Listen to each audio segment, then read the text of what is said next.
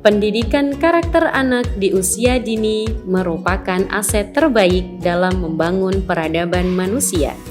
Dari sinilah mereka mulai tumbuh dan berkembang sehingga dapat membentuk kepribadian positif pada anak.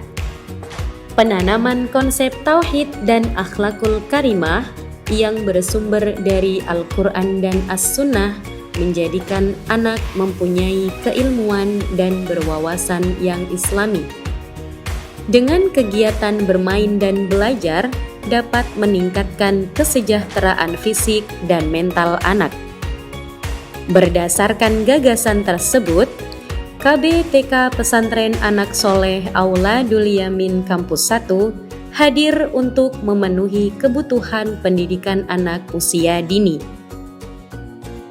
KBTK Pesantren Anak Soleh Auladul Yamin Kampus 1 didirikan oleh Kiai Haji Lukmanul Hakim di bawah naungan Amal Pendidikan Pondok Masjid Munzalan Ashabul Yamin yang terletak di Jalan Parit Haji Hussein 2, Komplek Alex Gria Permai 1, nomor E23, Pontianak, Kalimantan Barat. Pembelajaran di KBTK Pas AY Kampus 1 berlandaskan pada 6 pilar dakwah dan 4 pilar pendidikan. Visi dari KBTK Pas AY Kampus 1 adalah membentuk generasi muda Islam yang berkepribadian Islami, sehat, kreatif, dan berwawasan luas untuk terwujudnya peradaban Islam yang kokoh.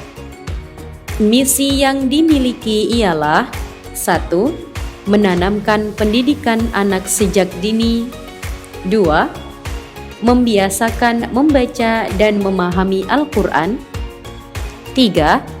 Melatih sikap dan perilaku Islami. 4. Melatih dan membiasakan beribadah. 5. Menanamkan semangat menuntut ilmu pada anak sejak dini. Dan yang keenam, menjadi sekolah unggul di Pontianak dan sekitarnya.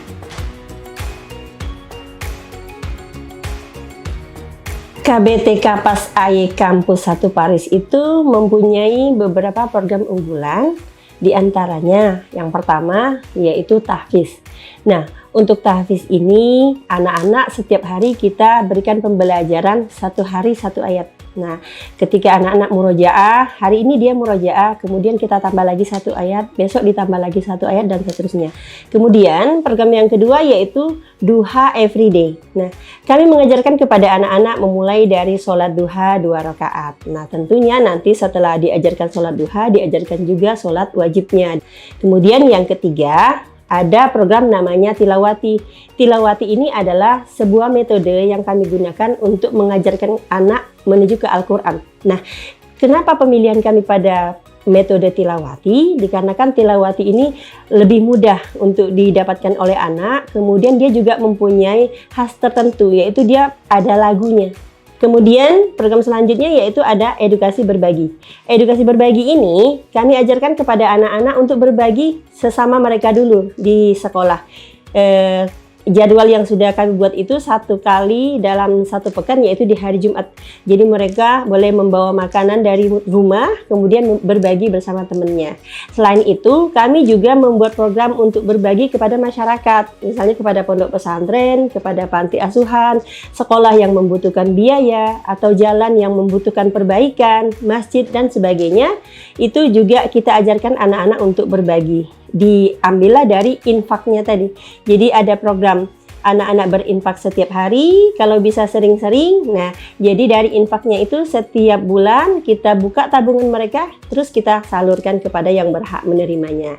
Kemudian datang suci, pulang suci. Kami menghimbau kepada orang tua bahwasanya setiap anak-anak pergi ke sekolah diharapkan harus berwudu dulu.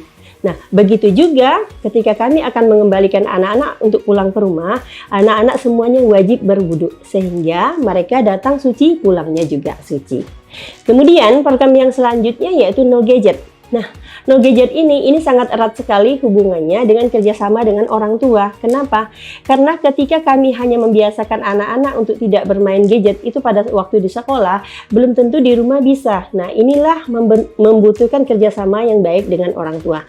Jadi kami hanya menyampaikan kepada anak-anak saja bahwasanya gadget itu untuk orang tua, bukan untuk anak. Kemudian anak-anak tidak baik kalau misalnya suka nonton YouTube atau main game karena itu berpengaruh pada mata. Itu akan membuat radiasi pada diri anak-anak. Nah, makanya kita sampaikan seperti itu, orang tua harus merespon balik dengan apa yang sudah ada program di sekolah kita. Jadi, si orang tua lah yang memantau mereka ketika di rumah sehingga mereka tidak menyentuh gadget tersebut. Bagi mereka yang no gadget, tidak menyentuh sama sekali, baik itu HP atau tab, mereka diberi reward atau sebuah pinnya pin no gadget.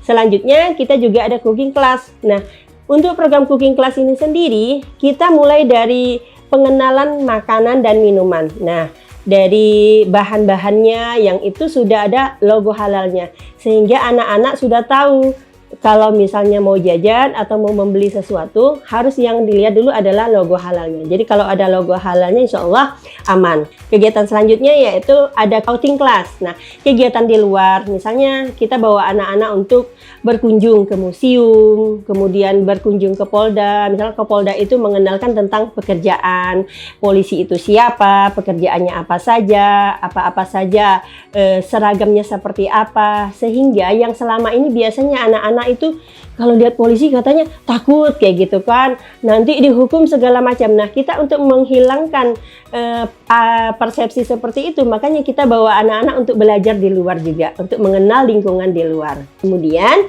yang terakhir yaitu ada percobaan ilmiah, di mana percobaan ilmiah ini kita lakukan dalam 1 bulan itu hanya 1 kali, itu bergilir dari kelas kelompok bermain TKA sampai TKB. Di sana itu guru yang sudah ditugaskan akan membuat beberapa percobaan ilmiah yang nantinya si anak itu bisa melihat gitu kan perubahannya. Misalnya yang diajarkan adalah tentang pengenalan warna dasar atau warna campuran dan lain sebagainya.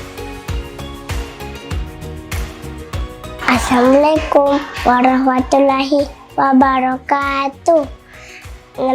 Perkenalkan, nama saya Bang Arka, kelompok B1, KBTK PAS AY, kampus 1 Pontianak.